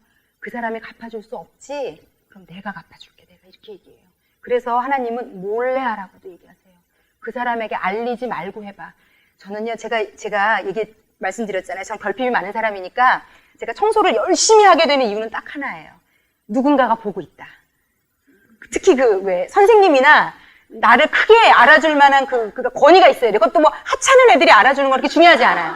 이렇게 좀 대단한 사람이 알아주는 게 너무 중요해요, 저에게는. 그래서 이렇게 그 어린 게요. 제가 생각해도 신기해요. 청소를 막 하고 있다가 봐요. 선생님 있나 없나. 그러면 이게 속도가 느려지면서 이게 대충 되는데 선생님이 등장한 순간부터 막 열심히 하게 되면서 알아주기를 너무 이게 간절히 바라거든요. 그러니까 저에게 있어서 받지 못할 사람에게 주는 거 플러스 심지어 내가 줬는지도 모르는데 주라는 거는요. 이거는 있을 수도 없는 일이고 가당치도 않은 일이에요. 그런데 제가 예수를 만나고 나서 하나님이 계속 채워주시니까요. 모르게 누군가를 돕는 일을 시작하게 됐어요. 예전에는 하나님이 하도 나누어주라고 성경에 그런 얘기 많이 하거든요. 그러니까 꼭 이렇게 직접 줬어요. 직접 주면서 인사를 받았어요. 그러니까 그냥 그만큼이라도 하고 싶은 거예요. 그만큼이라도. 그런데 점점 제가 제 내면이 예수님으로 채워지니까 어떤 사람에게 있어서 그냥 이렇게 서로 사랑하는 관계인 사람에게는 하나님의 사랑을 전하는 마음으로 지금도 그냥 줘요. 왜냐면 그 사람도 제가 이런 마음으로 주면 저에게도 고맙지만 하나님께 고마워하더라고요. 내가 어떤 마음으로 주냐가 사실은 많이 걸려 있어요. 이제는 제가 그렇지 않을 만큼은 성장했는데 몰래 하나님이 주라고 하실 때가 있어요. 왜냐면 그 사람이 부담이 올 수도 있고 너무 두고두고 저한테 약간 신세진 느낌 때문에 저에게 미안해해야 되는 상황인 사람 같은 경우는 모르게 다른 사람을 통해서 주게도 하시는 것 같아요. 이런 경험이 있으셔야 돼요. 그러니까 평소에 나 같으면 절대 안 할 나눔을 할 수 있는 한번 연습을 해보는 거 필요하다는 거죠. 이렇게 주는 게 좋은 일이구나 라는 걸 한번 경험해 보라는 거죠. 저 같은 사람. 인정해주지 않아도 괜찮을 수 있다는 거. 계속 좀 넘어가 볼게요. 그래서 결국은요, 사도행전 20장 35절에 하나님이 이런 얘기 하세요. 주는 것이 받는 것보다 복이 있다 하심을 기억하여야 할지니라. 그래서 예수를 제대로 믿는 사람은 이런 사람이 되는 겁니다. 주는 사람. 주는 것에는 하나님의 복이 따른다고 말씀하신다. 결핍과 그로 인한 분노를 가진 사람은 받는 것을 복이라고 생각해요. 그래서 하나님을 믿으면서도 내가 얼마나 받았나를 자꾸 계산해봐요. 근데 저 사람이 더 받으면 마음이 불안해지기 시작해요. 왜 하나님은 쟤한테 더 주지? 내가 뭘 더 하면 나한테 더 줄까? 그러니까 받는 거에만 정신이 다 쏠려 있으니까요. 이게 문제가 돼요. 그런데 진정한 복은 내게 다른 사람과 나눌 것이 남아있다는 사실이다. 그러면서 저희가 이제 예수 믿고 금식이라는 걸 해요. 여러분 금식 기도까지 해보셨는지는 모르겠지만 내가 밥까지 굶어가면서 하루 종일 누군가를 위해서 기도하게 시키세요. 하나님이 가끔은. 근데 그 이유가 뭔가 하면요. 그 다음 장으로 넘어가면요. 제가 너무 이 성경 구절 제가 좋아하는 성경 구절이거든요. 하나님이 금식하면 압제당하는 자를 자유케 하고 멍에를 꺾는 것이 된다. 그리고 또 그 다음에 나오는 것이요. 줄인 자에게 양식을 나누어 주며 유리하는 빈민을 집에 들이며 헐벗은 자를 보면 입히며 또 내 고륙을 피하여 스스로 숨지 아니하는 것이 아니겠느냐. 이렇게 나누어 주는 것을 하나님이 정말 기뻐하신다는 게 성경 곳곳에 나옵니다. 치유는 나누고 돌봐주고 감싸주며 행복과 기쁨을 느낄 때 급속도로 일어난다. 치유받기 원한다면 당신은 반드시 줄인 자, 상한 자, 굶주린 자를 돌봐야 한다. 그런데 인사받기 위해서 하는 것이 아니라 순수한 마음으로 오른손이 하는 일을 왼손이 모르게 이렇게 하라는 게 하나님의 뜻이고요. 그리고 맨 밑으로 보면요. 치유는 혼자가 아니라 함께하는 것이다. 상처를 치유할 때도 누군가 함께해야 하고 함께할 믿음의 공동체도 필요하다. 주고받는 것이 체질화된 공동체는 풍성함을 경험하게 된다. 셋째 줄 밑에 돈과 물건을 나눠라. 칭찬과 격려와 고마운 마음을 전하고 다른 사람의 필요를 기억하고 먼저 채워줘야 된다. 성경에 또 이런 말씀이 있습니다. 남에게 대접받고 싶은 대로 먼저 남을 대접하라. 남편에게 대접받고 싶으면 내가 대접받고자 하는 것을 남편에게 먼저 대접하십시오. 자식에게도 마찬가지고 주변의 사람들에게도 마찬가지입니다. 저 사람 맨날 나한테 저러네. 열받는 사람이 있으면 그 사람에게 대접받고 싶은 대로 여러분이 먼저 그 사람을 존중해 보십시오. 그 사람에게 먼저 칭찬해 보시고 내가 원하는 것을 남에게 먼저 실천해 보십시오. 나에게 돌아옵니다. 나에게 돌아옵니다. 받으려고만 하는 이기적인 마음을 놓으실 줄 알아야 됩니다. 예, 사람들의 필요를 채워주면서 그들이 마음 깊은 곳에서부터 기뻐하고 감격할 때까지 계속 섬겨라. 이것이 삶의 일부가 될 때 온전한 회복이 일어날 것이다. 그러니까 감정 표현과 기도에서만 그치면 안 되고요. 삶에서도 이렇게 실천을 하는 것이 우리의 치유에 도움이 된다라고 얘기하는 겁니다. 그리고 이런 것들이 가장 원활하게 이루어지는 것이 그래도 교회입니다. 그래서 교회 공동체 안에 어느 교회, 아까 저희 교회 뭐 등록하실까 보다 그래서 다 박수 치셨는데, 저는 진심으로 개인적으로 모든 사람이 저희 교회를 왔으면 좋겠다라고 생각하지 않아요.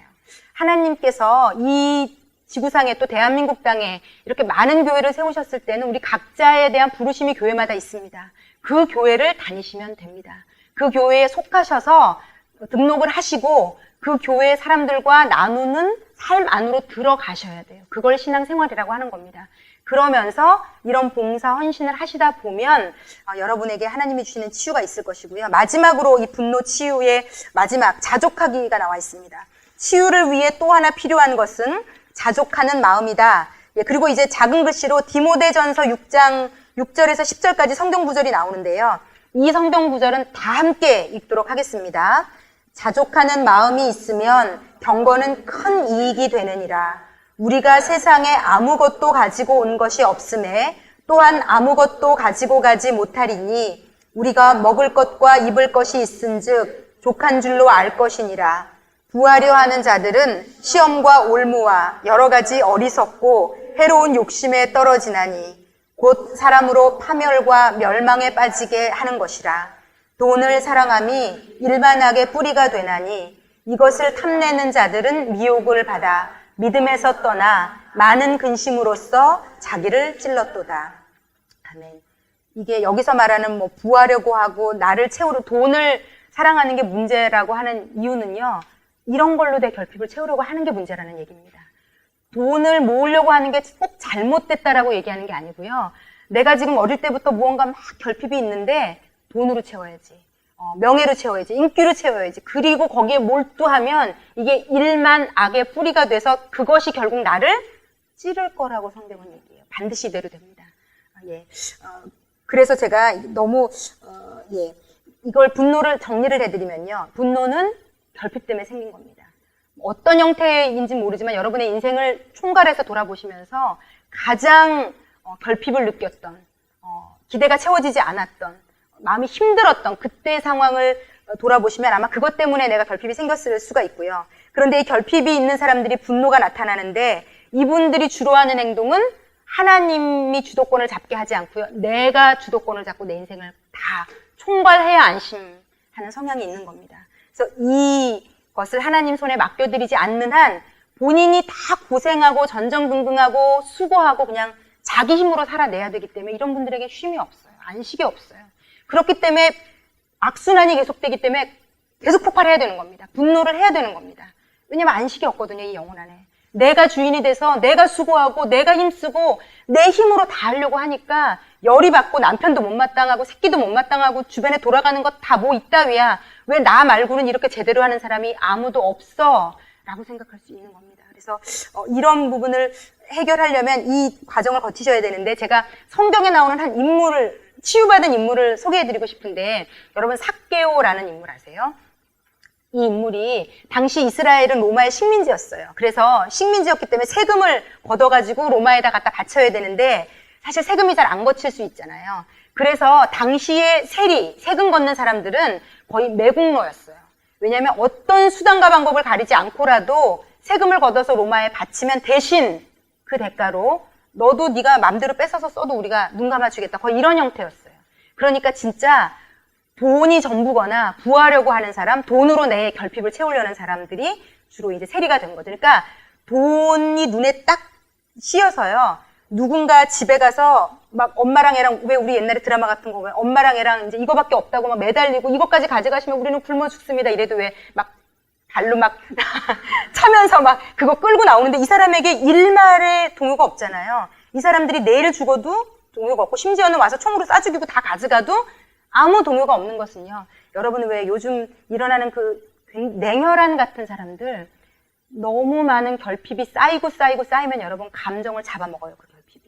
그러면서 이상한 형태의 사람을 만들어내거든요. 그래서 저는요. TV에 나오는 아주 이상한 사람들이 있어요. 사람도 막 죽이고도 그게 뭐가 어때서요? 전혀 못 느끼는 사람들을 보면요. 이 폐부까지 마음이 아파요.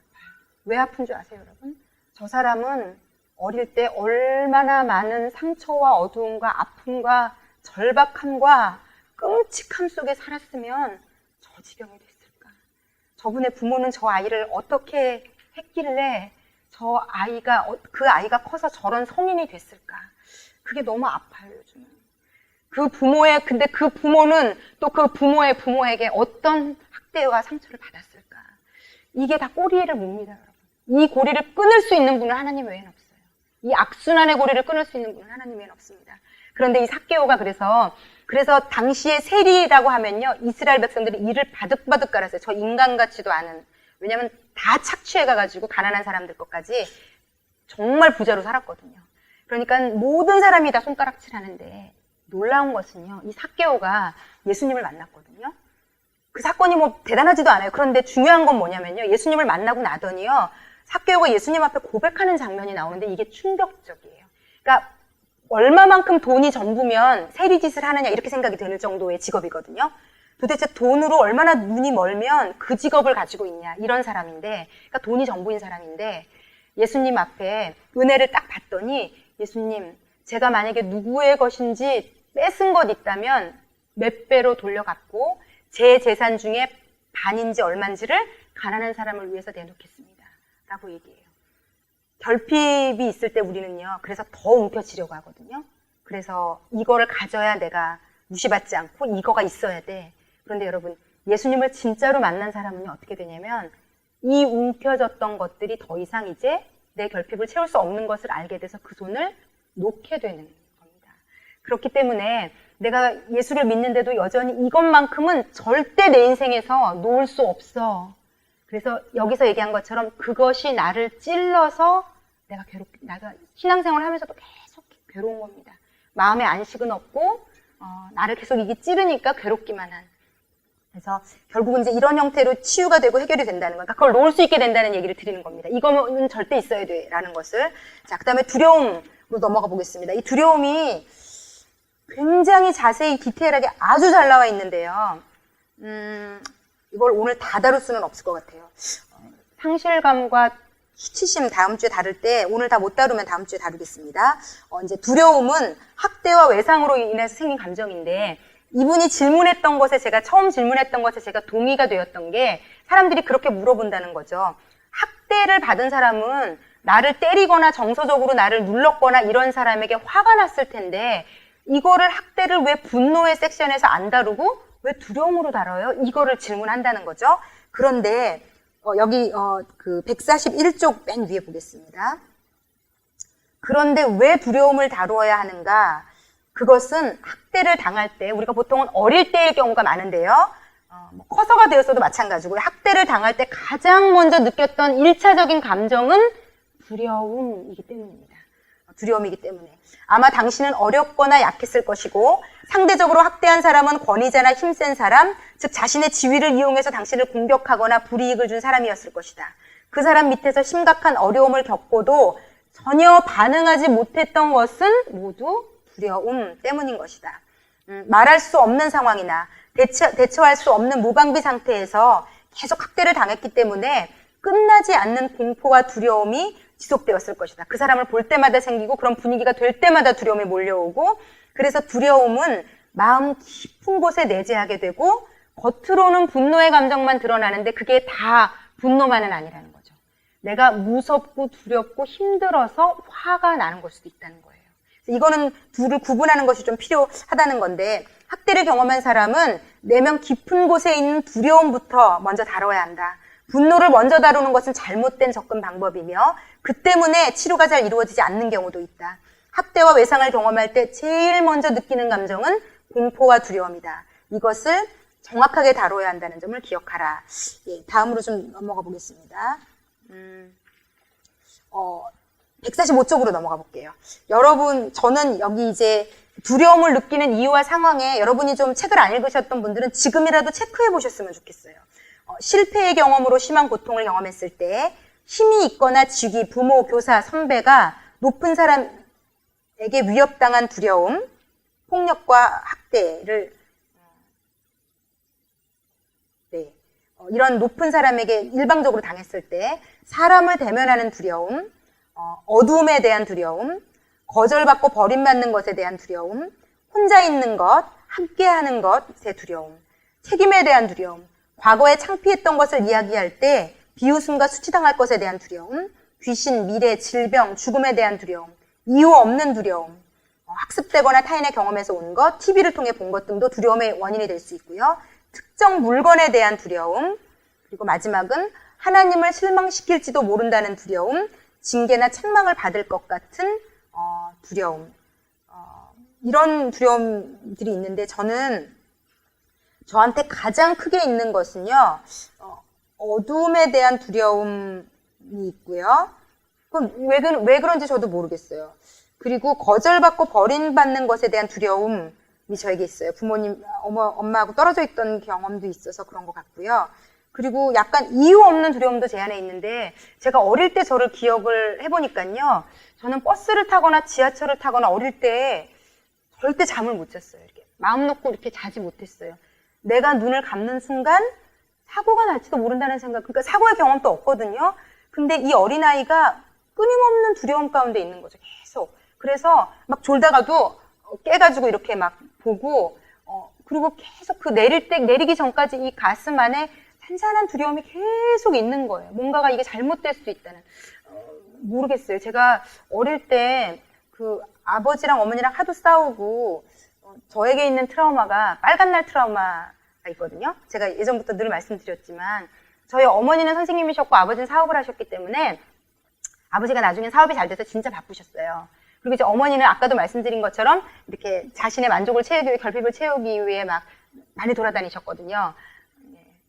제가 아직도 기억이 나요. 저희 어머니가 그때만 해도 이렇게 네일 케어 받고 이러는 게 진짜 거의 없던 시대인데 소중히 네일 케어를 받고 다니시면 아주 저희 아버지가 이제 돈은 벌어다 줬기 때문에 맨날 옷을 또 맞추셨어요. 그래서 그 맞추는 분이 막 우리 집에도 오기도 하고 그런 식으로 저희 어머니는 결핍을 채우셨던 것 같아요. 그러니까 이제 평일에는 두 분이 싸우지를 못해요. 바빠서. 그러니까 이게 뭐 다른 이유 때문이 아니에요. 서로를 이해해서 못 싸우는 게 아니라 둘이 바빠서 이제 싸우지를 못하는데 왜 저한테 빨간날 트라우마가 있냐면 빨간 날은 쉬는 날은 집에 계시잖아요. 두 분 다. 그러니까 빨간 날 예를 들어서 뭐 어디를 놀러 가기로 했거나 이렇게 약속을 잡을 거 아니에요. 보통 뭐 어린이날이 됐든 뭐 어느 날이 됐든. 근데 제가 그 나가는 게 무산되었던 트라우마 경험들이 있어요. 너무 기대하잖아요. 아이라는 존재는 우리 엄마 아빠랑 이제 어린이날이라서 와 막 서울대공원 간다면 너무 어린이대공원인가 막 너무 좋아가지고 막 며칠 전부터 막 기대하고 잠 못 자고 설레고 막 동생이랑 막 너무 좋아했는데 웬걸 그날 아침 되면 막 별것도 아닌 일로 둘이 막 피 터지게 싸우더니 그래 안 가, 뭐 가지 마, 막 우리 의견을 물어보지도 않고 세상에 가는 건 우리가 가서 놀려고 가는 건데 자기들끼리 막 지지고 볶고 하더니 각 방에 딱 들어가고 엄마 막 울고 있고 안 가는 거죠. 그랬을 때 왔던 이런 트라우마들이 막 되게 있거든요. 그러니까 제가 이 네 가지를 제가 이렇게 구분할 수 없는 게 이런 일련의 모든 경험들이요. 제 안에 말도 못하는 어떤 불안한 계속 마음, 뭐 두려운 마음 이런 것들을 모두 생성한 것 같아요. 그래서 하여튼 여러분들이 좀 이 두려움은 특히 성경에서 두려움은 악한 영이 배후에 있다 굉장히 심각하게 다룹니다. 이게요 성경이요 성경만한 내면 치유서가 저는 없다는 걸 확신해요. 제가 성경을 읽으면 읽을수록요 왜냐면 하나님이 인간을 창조하셨고 인간 내면을 만드신 분이기 때문에요 사실 이 안에 다 들어있어요. 저는요 마음이 이다지도 중요하다는 거는 성경 읽으면서 알게 됐어요. 그래서 하나님도 계속 얘기해요. 지킬 만한 것 중에 마음을 지키라고. 여기서 모든 생명의 근원이 난다고. 마음을 어디다 주는 거에 따라 우리가 행복하게 살 수도 있고 불행하게 살 수도 있다. 하여튼 성경에요 없는 게 없어요. 부부관계도 잘 나와 있지만요 이 내면에 관한 것도 하여튼 놀랍도록 나와 있는데 어찌되었건 두려움에 대해서는 하나님이 거의 권위자고 전문가이신 상황이 됩니다. 그래서 결국은 147쪽에 보면 하나님이 왜 우리에게 두려움의 감정을 주셨을까? 그건 우리를 보호하라고 주신 건데 우리에게 있는 이런 개인적인 상처 때문에 오는 두려움의 문제는 반드시 하나님의 사랑 가운데 들어가 위로받고 사랑받고 그분의 품에 안길 때만 치유되고 회복된다. 두려움은 부모나 사람들로부터 충분히 사랑받지 못하거나 하나님이 그분의 아들 예수 그리스도를 통해 보여주신 십자가 사랑의 은혜를 받아들이거나 인식하지 못해서 나타나는 결과다. 그러므로 여러분이 예수님을 믿음에도 불구하고 두려움이 아직까지 여전히 존재한다면 참 하나님 앞으로 그 두려움을 좀 가지고 나가셨으면 좋겠어요. 좀 해결받으셨으면 좋겠다라는 생각이 듭니다.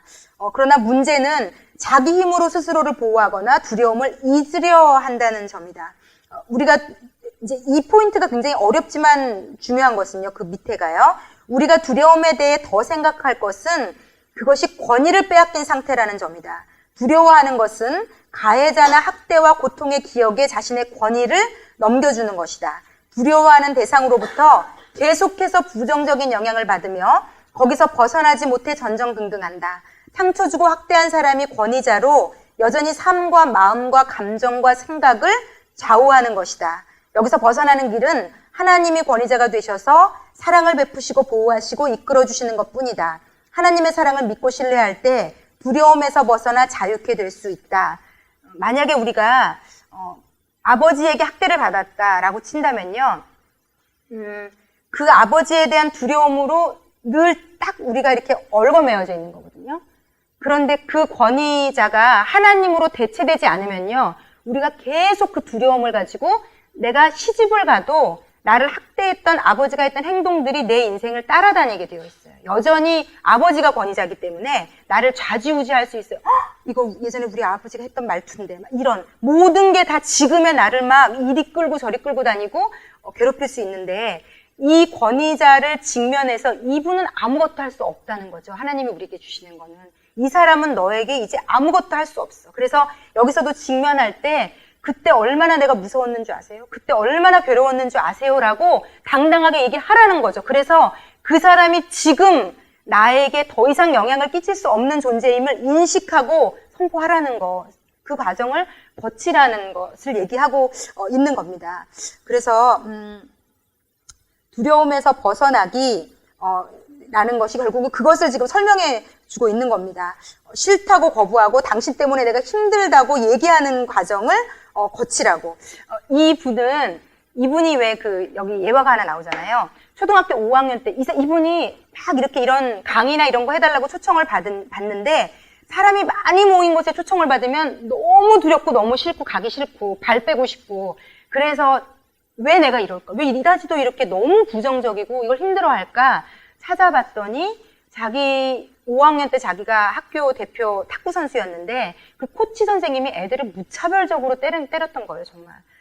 정말 이런 분들 근데 하여튼 저희 때는 제 고3 때 담임 선생님이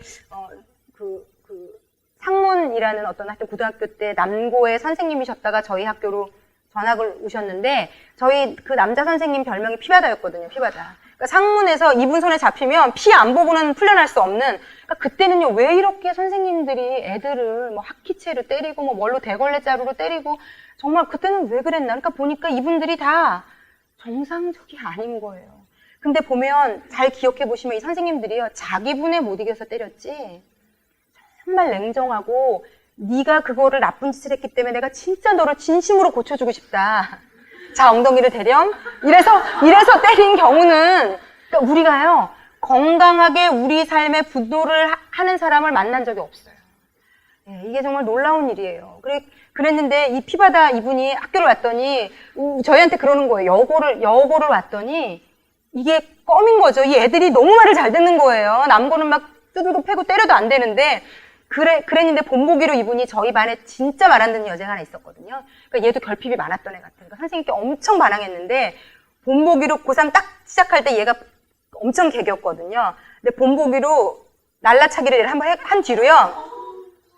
근데 여러분 그거를요 할만했던 게요. 1년을 편안하게 지내셨어요. 정말 애들이요 선생님 딱 뜨면 여자애들은 또 겁이 많잖아요. 이분에게 맞으면 큰일 난다는 걸 애들이 인식한 순간부터 정말 1년 내내 저희를 그걸로 잘 통제하셨어요. 근데 예, 하여튼 근데 이분도 너무 맞고요. 심지어는 경기를 다 끝나고 이겼는데도 들어와서 맞았어요. 너네가 근데 중간에 잘못했던 것들 그렇게 하면 안 된다고. 그러니까 이분이 이 권위자에 대한 그 두려움이 말도 못하는 거고 어떤 실수할까봐 실패할까봐라는 것이 그 사람이 다 준 건데 이분을 건강하게 떠나보내지 못했기 때문에 이게 이 사람의 삶에 살아있는 거죠. 근데 이분이 그때의 그 선생님에게로 돌아가서 어떻게 그렇게 선생님, 어린 아이에게 우리가 그때는 너무 무서워서 그 선생님이 이게 옳지 않다는 걸 알았지만 그걸 생각할 정신도 없게 맞은 거죠. 학대를 당한 거죠. 그렇기 때문에 지금 우리가 성인이 됐기 때문에 그때 받은 학대 때문에 내 삶을 망가뜨리면 안 된다는 거죠. 왜 네가 그 선생님한테 5학년 때 맞은 것 때문에 사람들이 강사로 초청하는 자리에를 못 가느냐. 이게 말이 안 되는 거잖아요. 이게 여러 가지 다른 형태로 일어날 수 있다는 겁니다. 내가 뭘 못하고 안 하고 싶고 절대 이건 아니야 라고 하는 것들 중에 학대 때문에 내가 그렇게 결정하는 것들이 있다는 거죠. 그럴 때는 하나님께 먼저 구하시고요. 그리고 두 번째는 그 선생님을 떠올리고 얘기하라는 거죠. 선생님, 5학년짜리 아이가 뭘 안다고 그 아이에게 그렇게까지 꼭 때리셔야 됐는지 내가 하고 싶었던 얘기, 그때 쌓였던 얘기를 직면해서 하라는 거죠. 그러면서 이게 아무것도 아니구나. 그 선생님을 마음에서 완전히 죽여버리고 부시라 이런 차원이 아니에요. 마치 세상에서 이렇게 왜 비슷한 만들어 놓고 막 때려서 부숴서 막 패대기 쳐서 해결하라 이런 차원이 아니라 그걸 건강하게 수면 위로 드러내서 이 사람이 지금 나에게는 아무 영향을 미칠 수 없다는 것을 인식하라는 거죠. 그리고 그 사람을 내 인생에서 아웃시키라는 겁니다. 데리고 있지 말라는 거예요. 아웃시키면 풀려날 수 있어요, 여러분. 그게 결국은 이 두려움의 사람에게서 벗어나는 방법은 그 문제를 얘기하고 있고요. 또 이 두려움이나 학대를 받은 사람들은요, 어마어마하게 눈치를 봐요. 사람 눈치를 봐요. 그래서 특히 그 권위자나 내가 인정받고 싶은 사람이 휘두르는 대로 똑똑아치처럼 이상한 짓도 할 수 있어요. 그래서 여러분이 두려움을 딱 틀어지고 리더 중에요. 이 사람이 가진 두려움을 이용해 먹는 리더들이 있어요. 그러니까 두렵게 하면 이 사람이 하라는 대로 움직일 수 있거든요. 근데 이 부모들 중에서도 이런 형태의 사람이 있을 수 있어요. 정말 아이들 건강하지 못합니다. 제가 이거를 쭉 보면서 제 아이에게 분노가 있다면 언제 어떻게 어떤 부분이 있을까? 그리고 특히 또 그 두려움에 대한 영역은 우리 아이는 뭘 두려워하나 이렇게 좀 찾아보셔도 되게 좋고요. 남편에게 비춰서 한번 생각해 보셔도 굉장히 도움이 됩니다. 그래서 저희 아이랑 제가 지금 기도하고 있기는 이제 언제 둘이 좀 대화할 시간이 되면 제가 좀 물어보려고 그래요. 차근차근. 속현아, 언제 제일 두려웠어? 제일 화가 났어, 어릴 때? 어떤 상황을 맞닥뜨렸을 때 제일 힘들었어? 뭐가 제일 부족했던 것 같아? 좀 물어보고 싶고요. 그리고 또 하나는 좀 애들이 어느 정도 커서 대화가 되면, 왜냐면 그렇게 부모가 그 짐을 덜어내줄 수 있으면, 그리고 기도해줄 수 있으면 괜찮다고. 괜찮다고. 너를 그렇게 두렵게 했던 그 선생님, 그 친구들, 그때 그 기억들 괜찮다고. 직면할 수 있게 엄마라는 존재가 도와주면 굉장히 도움이 될 것 같아요. 그래서 그때가 뭐가 두려웠었는지 같이 대화를 나누고 기도해주고 아직 너무 어리면 굳이 막 그렇게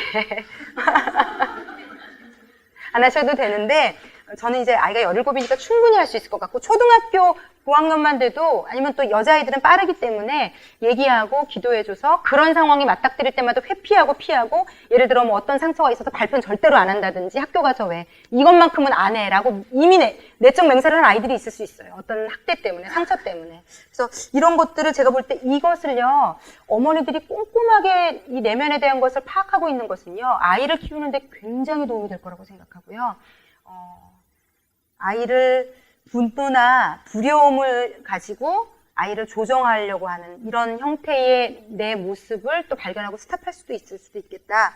예, 이런 생각이 듭니다. 그리고 두려움이 많은 사람이 또 하나님을 온전히 신뢰하지 못하는 문제가 여기 있다고 하더라고요. 시간이 가서 제가 좀 빨리 넘어가 보겠습니다. 156쪽, 그런데 156쪽은 한번 좀 봤으면 좋겠어요. 156쪽에 보면 두려움이 가져오는 생각과 행동이라고 되어 있습니다. 생각, 우리가 두려움 때문에 하게 되는 생각들이다.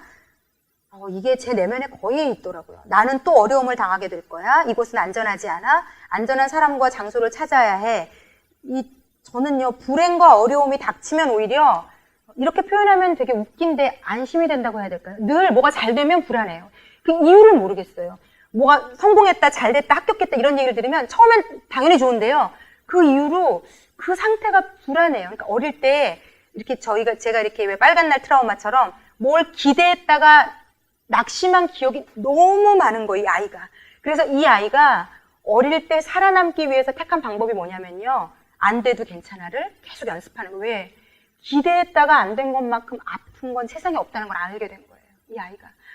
내가 어린이날을 기다린 만큼 너무 아프다는 걸 알게 된 거죠, 이 아이가. 그래서 누가 어떤 기대를 줘도 기대하지 않는 훈련을 하는 거예요. 내가 내 머리로 살아남기 위한 아이의 발버둥이에요. 그러니까 괜찮아. 이게 안 돼도 괜찮아. 계속 괜찮다고 세뇌를 하는 거죠, 자기가. 안 될 것을 심지어 기대까지 하는 거예요, 자기도 모르게. 계속 그거를 경험했으니까. 그래서 안 되면 안 됐구나. 별로 실망하지 않아요. 연습했으니까 계속. 이건 안 될 수도 있어. 안 될 거야. 이렇게. 그리고 제가 아직도 기억나요. 안 될 거라고 했는데 안 된 거는 좀 낫네. 이거를 생각했던 기억이 나요, 제가. 그래서 계속. 그래서 오히려요, 아무 일도 없고 뭐가 좋기만 한 게 되게 불안해요. 이러다 언제 안 좋아질 거지? 이걸 기다려요, 이 아이가. 이게 학습된 거예요. 거의 세뇌 수준에 가까워요, 제가 볼 때는. 그런데 여러분이 여러분의 아이들에게 이렇게 일방적인 어떤 거절이나 어떤 이런 거를 계속 주면요, 이런 형태의 아이가 되는 거거든요. 기대하지 않는. 그래서 저는 불행과 어려움이 닥칠 것을 계속 예상하는 머릿속에 습관이 있었던 사람이에요. 그리고 나를 보호해 줄 수 있는 힘을 가진 사람은 없어. 그러니까 내가 힘을 키워야 해. 그렇게 하지 않으면 살아남을 수 없어. 나는 약해. 강해져야 하는데 그렇게 될 수 없어. 앞으로 어떤 일이 벌어질지 몰라. 어떻게 해야 할지 모르겠어. 혼란스러워하고 안정감을 계속 갖지 못하는 것. 어려움을 당하지 않으려면 모든 것을 잘 준비해야 해. 완벽하게 모든 걸 자꾸 세팅해 놓으려는. 안 그러면 불안해서 잠도 못 자는 거죠. 완벽하지 않으면 잘못될 거라는 생각이 있는 거예요. 나는 또 실패할 거야. 실패감에 사로잡혀 매사를 쉽게 포기함. 혼자 있으면 안 돼. 함께 있어도 안 돼. 모든 상황에서 안절부절하고 하나님은 나를 버리실 거야. 이것은 분명히 내가 잘못해서 하나님이 주시는 벌이야. 이런 분들이 신앙을 가지면요. 하나님이 계속 벌 주는 하나님으로 있어요. 그래서 뭔가가 딱 안 좋은 일이 생기면 맞아. 내가 그때 헌금 안 했더니 이렇게 됐어. 맞아. 내가 그때 주일에 교회 안 갔더니 이렇게 됐어. 모든 자신의 삶에 안 된 것을 내 삶의 행동으로 갖다 놓고 그렇게 파악이 돼야 안심이 되는 거죠. 그래. 그러니까 이거를 고치면 나한테 이런 일이 안 생기겠지? 이렇게 안심을 가지는. 그리고 행동 면에서도요. 실수와 실패로 고통과 학대를 당한 곳이나 상황과 비슷하다고 느끼면 피하거나 가지 않는다. 위험하거나 위험할 것 같은 곳을 피하고 강하고 거친 사람을 피한다. 강한 척하고 말과 행동, 웃음으로 자신의 두려움을 감춘다. 혼자 있기를 두려워하거나 다른 사람과 함께하는 것을 거절한다. 비난받는 상황이나 어려움 당하는 것을 피하기도 한다. 어려움이 있을 때 보호해줄 강한 사람을 찾고 따라다니고 곁에 둔다. 자신이 강해지는 꿈을 꾸며 강해지기 위해 노력하지만 늘 연약한 자신을 염려한다. 특정한 상황과 사람과 공간과 시간에 몰입해서 그것을 걱정하고 염려한다. 여러 가지 방법으로 두려움은 해결하려 노력하지만 여전히 두려움으로 혼동에 빠지기도 한다. 사람들의 눈치를 보기 때문에 자신의 생각을 표현하지 못하고 그냥 대세를 따르는 경향이 있다. 그래서 이 두려움을 회복하는 데 필요한 요소는 과거의 사건을 직면하는 것, 제가 아까 말씀드린 거고요. 그 다음에 159쪽으로 넘어가면요. 하나님의 보호하심, 사랑하심, 위로하심, 함께하심을 경험하라. 여기도 작은 글씨 성경 구절은 다 함께 한번 읽어보도록 하겠습니다. 이는 나 여호와 너의 하나님이 내 오른손을 붙들고 내게 이르기를 두려워하지 말라. 내가 너를 도우리라 할 것임이니라. 찬송하리로다. 그는 우리 주 예수 그리스도의 하나님이시요 자비의 아버지시요 모든 위로의 하나님이시며 우리의 모든 환난 중에서 우리를 위로하사 우리로 하여금 하나님께 받는 위로로서 모든 환난 중에 있는 자들을 능히 위로하게 하시는 이시로다. 아멘. 예, 어찌되었건 하나님만이 여러분을 고치실 수 있다는 것이 결론입니다. 제가 한 가지 제 예화만 말씀드리고 오늘 마치도록 하겠습니다. 제가 이게 자꾸 또 이제 제가 얼마나 예전에 이상한 사람이었는지 자꾸 얘기하게 되는데 두려움도 많고 제가 이제 여기 두려움이 있는 사람 중에 그러니까 저는요 제가 잘할 수 있는 것만 하려고 해요. 그래서 처음에 다 결정이 나요. 처음에 딱 했는데 내가 잘 못하잖아요. 그러면 아예 안 해요. 내가 못한다는 것을 누구에게도 들키면 안 되고 알게 해서는 안 돼요. 그래서 내가 잘할 수 있는 것만 해요. 제가 지금 기억나는 것이 있는데 뭐냐면 제가 이렇게 왜 글씨를 잘 썼거든요.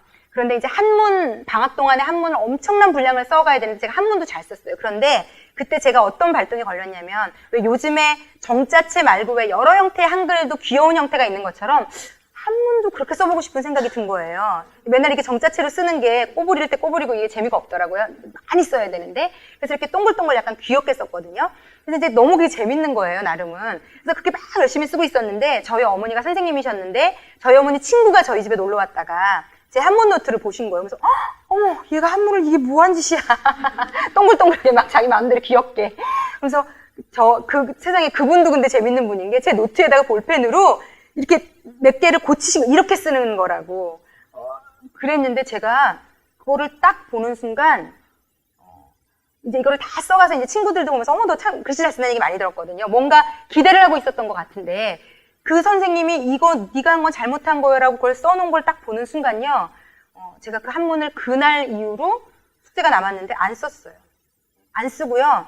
마지막에 이제 선생님이 한문 숙제 안 해온 사람 계약하고 나서 아직도 그 장면이 떠올라요. 일어나. 몇 명 되지도 않고 너무 죽을 만큼 창피했거든요. 일어나야 되니까. 일어났는데 그럼 며칠까지 써와. 안 써갔어요. 그러니까 내가 잘한다는 얘기를 듣지 않는 어떤 것을요 하고 싶지 않아. 근데 어떻게 그렇게까지 하기 싫을까요? 일어나는 것도 너무 창피했고 선생님한테 혼나는 것도 못지않게 싫은데 그게 이기더라고요. 그래서 안 썼어요. 끝까지 안 했어요. 그래서 그냥 어떻게 넘어갔는데 제 삶의 패턴을 보니까 내가 잘할 수 있는 거는 하고요. 안 그러면 중도에 포기하고요. 안 가고 거절하고 안 보고. 그러니까 펑크 내는 것도 제가 가능해요. 왜냐면 내가 못하는 걸 보여주는 것보다 차라리 그 자리에 안 가는 게 나은 거예요. 이런 형태가 있는 분들이 있다면 이게 근데 이제 지금은 제가 그렇지 않거든요. 지금은 그렇지 않은데 제가 한 경험을 말씀드리고 싶은데 제가 이게 옛날에 저질렀던 또 일을 얘기하려니까 자꾸 서론이 긴데 제가 이제 막 전도사가 됐을 때 전도사님들끼리 돌아가면서 한 달에 마지막 주 토요일을 돌아가면서 설교를 했어요. 근데 그때는 제가 설교문 작성하는 것도 너무 어렵고 근데 이제 그 설교문 작성하는 거 외에는 제가 말 잘한다는 칭찬도 너무 많이 받고 글 잘 쓴다는 칭찬도 많이 받았었거든요.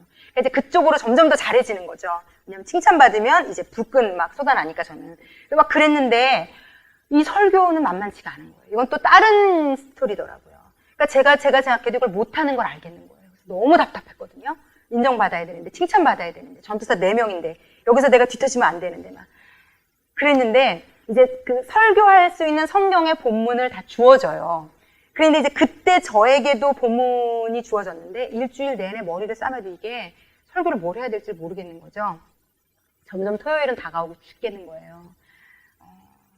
그랬는데 어떤 일이 생겼냐면 금요일에 이제 저희 친정 어머니를 보증을 제가 서는 바람에 제가 한동안 좀 어려움을 겪은 캐피탈에서 계속 전화 오고 어려움을 겪은 시기가 있는데 그 전날 저녁에 그래서 제가 사실은 정말 내가 봐도 허접한 원고를 써놓고 이걸 가지고 어떻게 내일 가서 쓰지 막 이러고 있는데 저녁에 이제 그 캐피탈에 전화 왔고 막 그 사람이 저를 협박하고 이랬는데 마치 많이 울었거든요. 열받고 막 억울하고 우리 엄마 아빠에 대한 원망과 막 울고 나서 그 다음날 새벽 예배를 제가 인도해야 되는데 안 갔어요.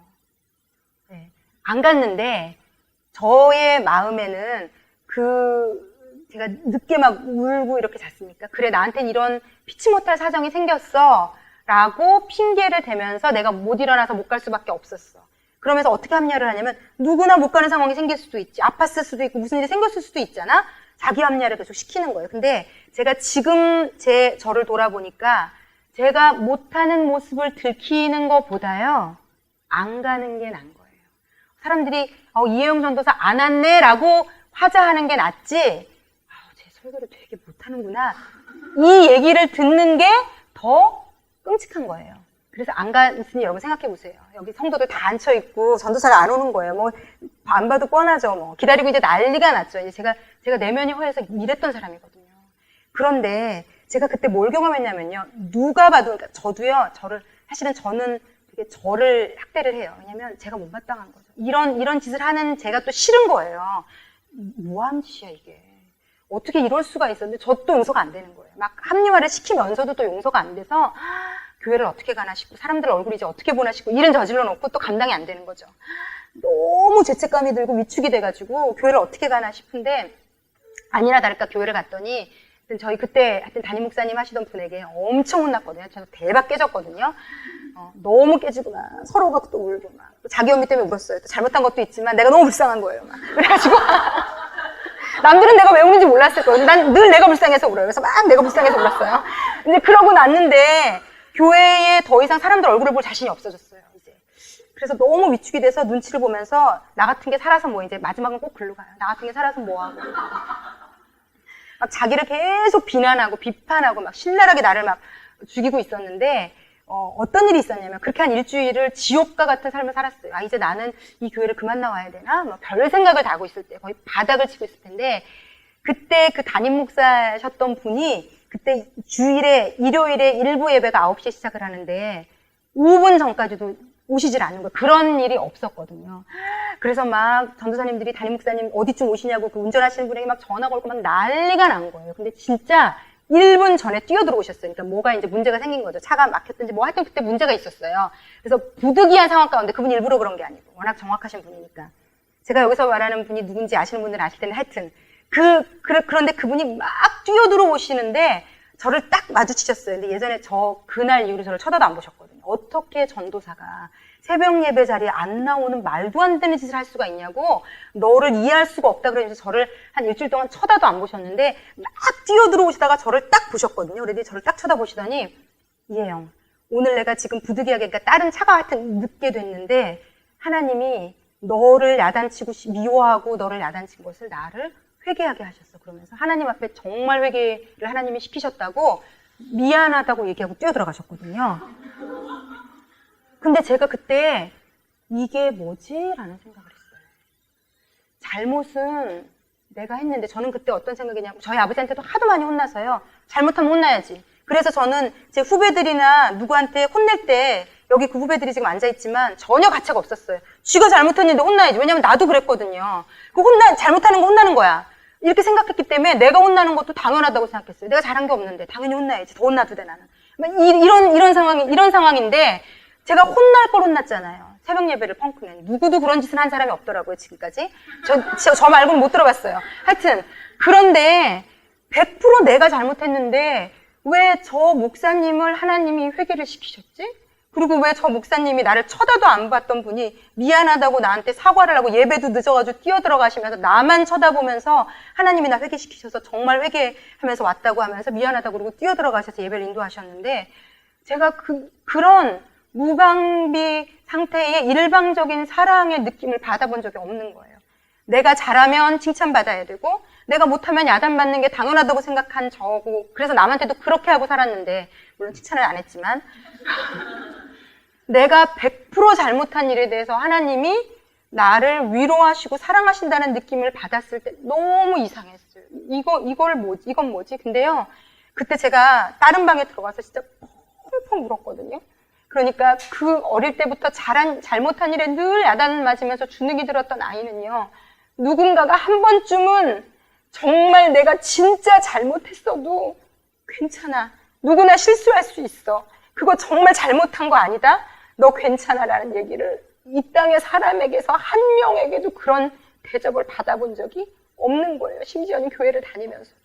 근데 제가 100%, 1000%, 1000% 잘못한 이 일을 하나님이 나를 괜찮다고 얘기하고 위로하고 사랑한다는 마음을 준다는 게 너무 위로가 돼서 정말요. 너무 어렸을 때부터 모든 서러움이 다 올라왔던 것 같아요. 그날 너무 많이 울고 너무 따뜻했어요. 정말 너무 따뜻하고 내가 믿는 하나님이 이런 분이구나 라는 하나님의 새로운 면을 알게 됐어요. 늘 하나님은 무서웠거든요. 저에게. 제가 잘못하면 야단치는 하나님으로만 인식돼 있었기 때문에. 근데 여러분, 우리 하나님 그렇지 않아요. 우리 하나님 그렇지 않으세요. 예. 그래서 이런 하나님의 모습을 만나면요, 치유가 일어나기 시작하는 거예요. 결국 이 책에서도요, 결론으로는요, 이런 인격적인 모습의 하나님을 만난 경험이 여러분에게 필요해요. 교회만 다니는 경험이 아니라. 그날 이후로요, 그 목사님이요, 완전히 저에게 너무 잘해주시는 거예요. 하나님께 혼났거든요, 이분에게. 너 그렇게 잘못하는 거, 소리 지른 거 다 잘못했던 거 너무 혼이 나가지고, 아, 이게 불가항력적인 상황에 내가 예배를 펑크낼 수도 있겠다는 생각이 드니까 이분이요, 차 안에서요, 하나님 예배 안 늦게 해주세요. 막, 제가 이혜영한테 잔소리하고 잘못했다고 정말 잘못했어요. 막, 정말 너무너무너무 막 절박하게 회개하고 빌고 막, 그러고 났더니 저를 볼 때마다, 그리고 그거를 막 이렇게 표현을 하시더라고요. 그래서 제가 그 죄책감과 그 상실감과 두려움에서 탁 노연하면서 그 얘기를 제 입 밖으로 지금 낸다는 것은요. 저희 담임 목사님이 그때 이제 부목사로 계셨기 때문에 걸핏하면 그 얘기로 하시거든요, 저에게. 그랬던 인간이라고 막 이러면서. 예, 근데 지금 그냥 괜찮아요. 왜냐면 제가 이제 안 그러거든요. 예, 제가 못하는 자리에도 가거든요. 저를 인정해주지 않아도 괜찮거든요. 그래서 여러분이 이 분노와 두려움이 예수님 때문에 다 만져지시는 여러분 되시기를 예수님의 이름으로 축복합니다. 제가 기도하고 마치겠습니다. 사랑하는 하나님, 저는 모르지만 이곳에 있는 엄마들 이번 기수에 부르셨을 때는 내가 너의 그 두려움, 분노 없애줄게. 책임져 줄게. 나만 믿고 따라와. 괜찮아. 나는 당신의 위로와 사랑의 음성이 있는 줄 압니다. 우리 사랑하는 엄마들, 이 세상에서 누구에게도 그런 무조건적이고 일방적인 사랑 받아보지 못했지만 하나님의 그 일방적이고 무조건적인 사랑 이번에 받는 기회가 되기를 간절히 소원합니다. 성령께서 우리 어머니들을 만지셔서 건강한 내면을 가진 아름다운 아내요, 엄마요, 한 인간으로 건강하게 살아갈 수 있도록 예수 이름으로 축복해 주십시오. 감사를 드리며 예수님의 이름으로 기도했습니다. 아멘.